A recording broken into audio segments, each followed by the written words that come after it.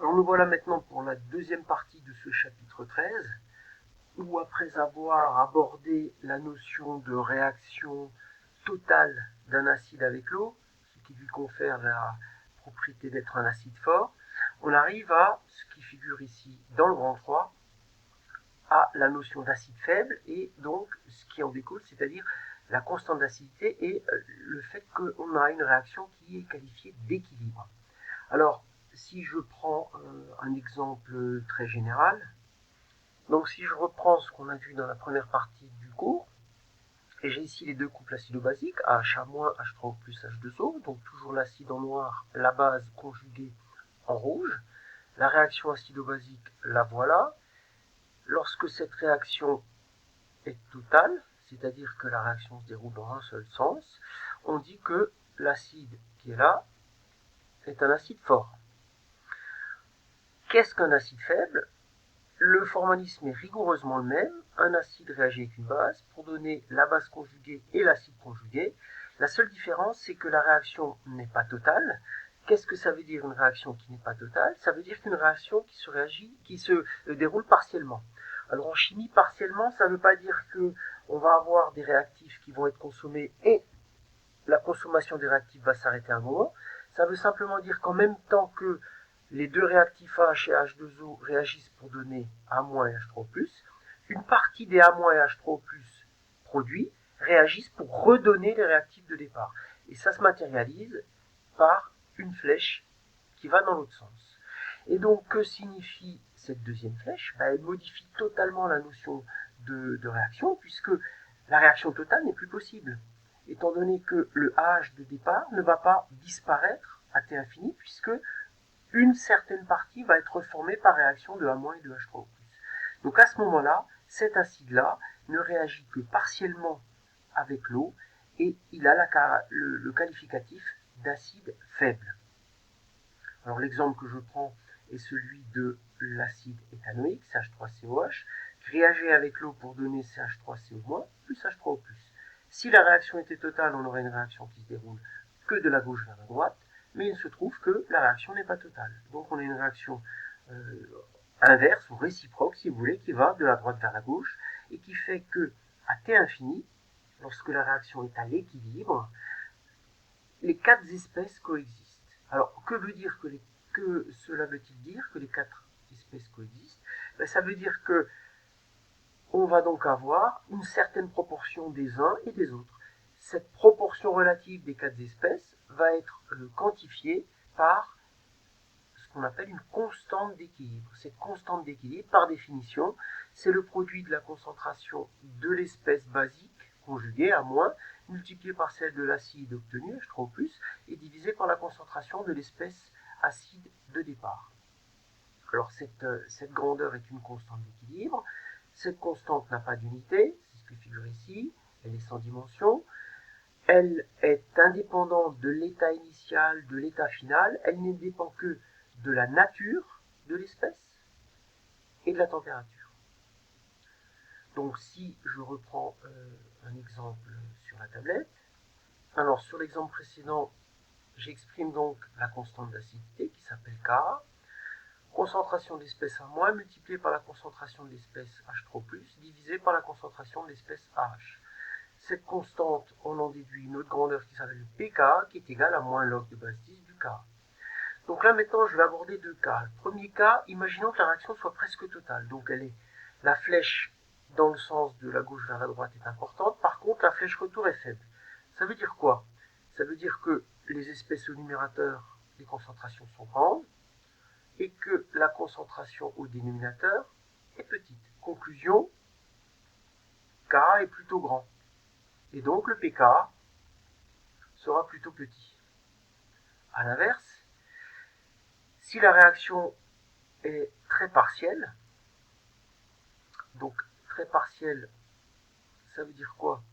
Ça veut dire qu'on a une toute petite réaction dans ce sens-là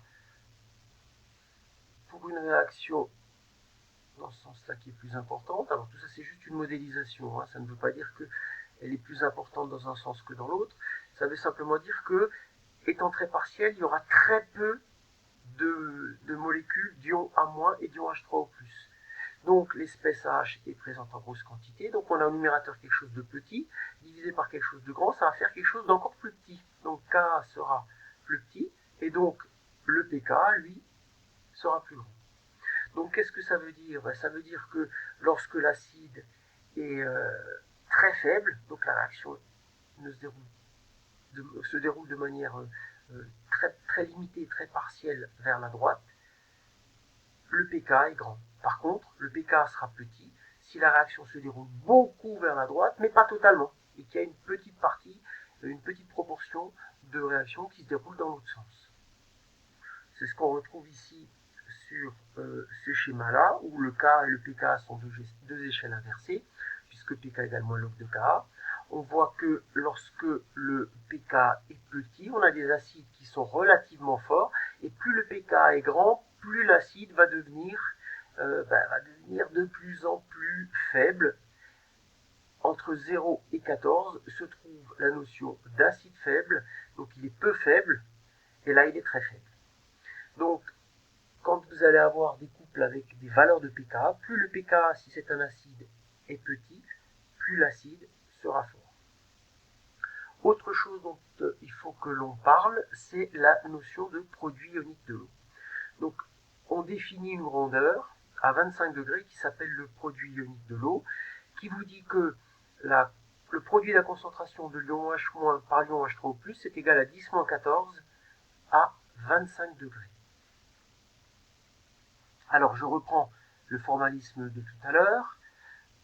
Vous avez ici la valeur du pKe qui est égale donc à 25 degrés, ça vaut 14. Vous voyez que plus la température augmente, plus la valeur du pKe diminue. Donc, je vais reprendre ce cas particulier des couples de l'eau en reprenant le formalisme qui dit que le couple acide-base AH-A-, donc AH réagit avec l'eau pour donner A- et H3O+. J'applique ça au couple H2O-OH-, qui est le premier couple de l'eau. Je remplace donc l'acide H par H2O et la base A- par OH-. Quelle est l'écriture du K? Le K, par définition, c'est A- fois H3O+, c'est-à-dire, si je respecte les appellations, ça fait donc concentration de OH-. Je vais continuer ça en mettant pause. Donc j'écris K du premier couple, OH- fois H3+, divisé par l'espèce acide H, c'est-à-dire H2O. Cette concentration-là est égale à 1, c'est le solvant, donc on n'en tient pas compte, et on se retrouve avec K1 qui est égal à H3+, fois OH-, c'est-à-dire au KE. Et le KE vaut 10 puissance moins 14 à 25 degrés. Ce qui veut dire que pK1 est égal à pKe, est donc égal à moins log de 10 puissance moins 14, c'est-à-dire 14. Donc voilà la première valeur du pK d'un couple de l'eau. J'applique le même formalisme pour le deuxième couple. Donc même formalisme pour le deuxième couple, ça c'est l'acide, ça c'est la base. L'acide plus H2O donne la base plus H3O+. Le K est égal à la concentration de la base, donc H2O fois H3O+, sur H3O+. Et donc on a Ka2 qui vaut 1. Ce qui veut dire que le pK2 est égal à quoi? Est égal à moins log de 1, c'est-à-dire 0. Donc le pK2 vaut 0. Et on a donc ces deux couples de l'eau qui vont délimiter toute la zone de pK dans laquelle se trouveront tous les acides et les bases faibles, c'est-à-dire entre 0 et 14. C'est ce qu'on trouve ici. Et donc cette limite de 0 à 14, vous retrouvez ici les deux couples de l'eau, et tous les couples qui ont un Ka supérieur à 1 sont des acides forts. La base est considérée comme inerte, la base conjuguée, c'est-à-dire que par exemple on a HCl, Cl-, HCl acide chlorhydrique, Cl-, c'est l'ion chlorure, c'est pas considéré chimiquement comme une base. Dans la modélisation, ça revient à ce que ce soit une base, et c'est donc ce qu'on appelle une base inerte. De même que pour un pK plus grand que 14, donc pour un Ka plus petit que 10-14, on a des bases fortes qui sont associées à des acides inertes. Exemple, l'ion l'éthanolate, C2H5O-, qui est une base très forte, est associé à l'éthanol, qui n'est pas du tout considéré comme étant une base. Donc une fois qu'on a défini cette constante d'équilibre, on va être amené à l'utiliser. Et une des manières de l'utiliser est de parler de ce que l'on appelle les domaines de prédominance. Alors qu'est-ce que c'est qu'un domaine de prédominance? C'est une zone dans laquelle, selon la valeur du pH et la valeur du pK, on va avoir soit l'espèce acide, soit l'espèce basique qui va prédominer. Alors je repars de la formule de la constante d'acidité. Je vais isoler, je vais séparer cette fraction comme un produit d'une fraction et d'un nombre, et je vais prendre de part et d'autre la fonction log. Donc voilà l'expression du cas. Je prends la fonction log à gauche et à droite. Je remarque que là j'ai un produit, A fois B, log de A fois B égale log de A plus log de B. Donc j'arrive donc à cette expression-ci. Je multiplie toute l'égalité par moins 1. Donc moins log égale moins log. Et je remplace par ce que je connais, moins log de K et K, moins log de H3O plus pH. Et cette espèce-là, je le fais passer de l'autre côté, plus log de A- sur H.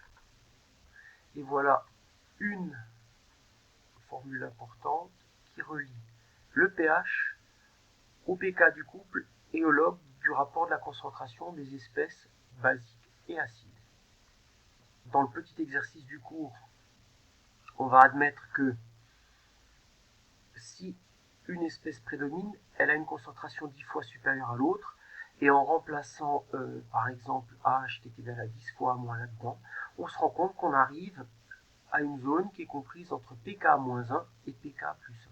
Et donc une zone qui fait 2 unités. Dans la zone, en dessous de la zone, pour un pH inférieur à pK-1, c'est AH qui prédomine. Pour au-dessus de la zone dont le pH est égal à pK plus 1, c'est A- qui prédomine. Et entre les deux, AH et A- sont du même ordre de grandeur. Alors cette notion peut s'appliquer par exemple lorsque l'on parle d'indicateurs colorés. Donc là, vous avez les principaux indicateurs colorés dont on va disposer. Vous avez l'échelle de pH de 0 à 14 en dessous. Et vous voyez qu'en fait, l'indicateur coloré sera d'une couleur si l'espèce responsable de cette couleur prédomine, c'est-à-dire si sa concentration est 10 fois supérieure à celle de l'espèce acide ou basique conjuguée. Et donc, l'espèce sera colorée, sauf dans une zone qui fait à peu près 2 unités de pH, pK-1, pK plus 1, qui correspond à ce qu'on appelle la zone de virage. Et donc vous avez à chaque fois les deux teintes acides et basiques, acide puisqu'on a pH plus petit que 7, basique parce qu'on a pH au-dessus de 7, et l'on passe de l'une à l'autre par cette zone de virage qui fait à peu près 2 unités de pH. Donc un indicateur coloré que l'on utilisera lors d'un dosage doit toujours s'utiliser en dehors de sa zone de virage. C'est-à-dire qu'on ne s'intéresse qu'aux deux teintes acides et basiques et pas du tout aux teintes qui peuvent être un espèce de mélange indéfinissable lorsqu'on est dans la zone de virage. Alors quelles sont les applications de tout ce que l'on vient de voir, notamment sur la réaction totale ou partielle entre deux espèces acides ou basiques? La première application, c'est la réaction entre un acide fort et une base forte qui va nous permettre de faire ce qu'on appelle un dosage. Donc quelle est la réaction qui se déroule entre un acide fort et une base forte? Ça va toujours être la même chose, c'est-à-dire c'est toujours l'acide le plus fort dans l'eau, c'est-à-dire H3+, qui va réagir avec la base la plus forte dans l'eau, OH-, pour donner 2H2O. Deuxième chose importante, les solutions tampons. Une solution tampon, c'est une solution qui présente en même proportion l'espèce AH et A-, d'acide faible et de base faible conjuguée. Et quel est l'intérêt de la solution tampon? Une solution est appelée tampon si un ajout modéré d'acide ou de base forte à cette solution fait varier très sensiblement le pH. C'est-à-dire que c'est une espèce d'amortisseur en termes de pH. Pour les acides aminés, vous avez 2 pK puisque chaque acide aminé présente deux fonctions acides, soit la fonction acide carboxylique, soit la fonction ion-ammonium amine. Et on aura l'occasion d'appliquer tout ça dans un certain nombre d'exercices.